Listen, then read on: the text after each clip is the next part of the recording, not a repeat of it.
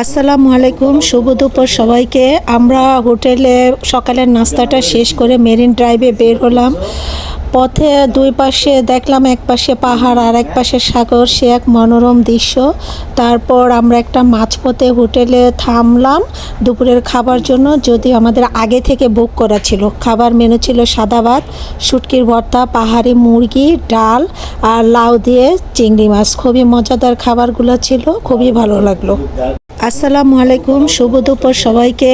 আমরা হোটেলে সকালের নাস্তাটা শেষ করে মেরিন ড্রাইভে বের হলাম।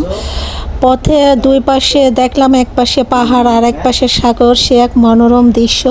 তারপর আমরা একটা মাঝপথে হোটেলে থামলাম দুপুরের খাবার জন্য, যদিও আমাদের আগে থেকে বুক করা ছিল। খাবার মেনু ছিল সাদা ভাত, শুটকির ভর্তা, পাহাড়ি মুরগি, ডাল আর লাউ দিয়ে চিংড়ি মাছ। খুবই মজাদার খাবারগুলো ছিল, খুবই ভালো লাগলো।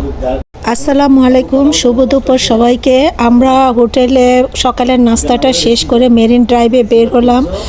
পথে দুই পাশে দেখলাম, এক পাশে পাহাড় আর এক পাশে সাগর, সে এক মনোরম দৃশ্য।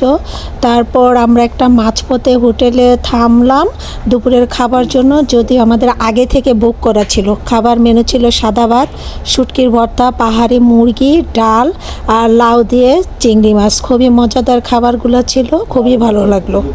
আসসালামু আলাইকুম, শুভ দুপুর সবাইকে। আমরা হোটেলে সকালের নাস্তাটা শেষ করে মেরিন ড্রাইভে বের হলাম।